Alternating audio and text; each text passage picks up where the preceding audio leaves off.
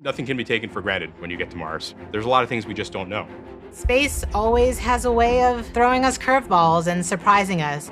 I mean, until we get the data that says we're on the ground safely, I'm going to be worried that we're not going to make it.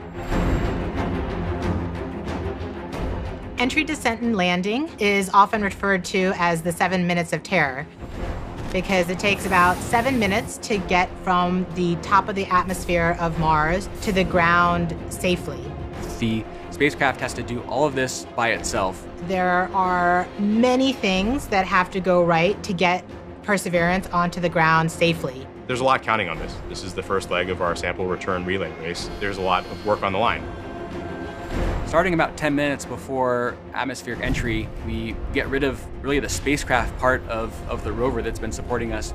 We come screaming in to the Martian atmosphere at 12 to 13,000 miles per hour. And the heat shield is what dissipates all that initial energy through friction. The vehicle will continue actually flying itself through the atmosphere. It's sort of like a transforming vehicle that went from spacecraft and now it's kind of like an aircraft actively guiding itself. When we're going slow enough, we deploy a parachute. It's the biggest supersonic parachute we've ever sent to another planet. It's critical for slowing down the vehicle. Perseverance's entry, descent, and landing borrows heavily from that of Curiosity.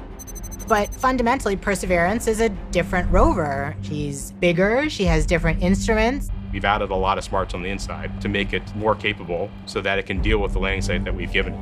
The science team identified Jezero Crater as basically an ancient lake bed and one of the most promising places to look for evidence of ancient microbial life and to collect samples for future return to Earth. The problem is it's a much more hazardous place to land. When you look at Jezero, all you see is danger. How do we go to a site that we never thought was safe enough to go to before? So the heat shield, which has protected us all the way through entry, is no longer necessary. We need to get that off so that we can actually see the ground. And we can see the ground in a couple different ways. Perseverance will be the first mission to use terrain relative navigation. So while it's descending on the parachute, it will actually be taking images of the surface of Mars and determining where to go based on what it sees. This is finally like landing with your eyes open. Having this new technology really allows Perseverance to land in much more challenging terrain than Curiosity or any previous Mars mission could. Amongst the rocks and the craters and the cliffs, these things are hazardous to the rover, but these are the things that are interesting to the scientists. Once Perseverance has figured out where she is, we jettison the back shell and parachute and light up our rockets.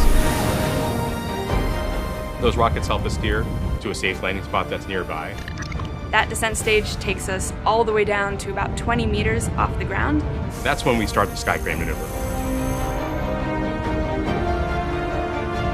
And once the rover has hit the ground, the descent stage will cut loose from the rover and fly away to a safe distance.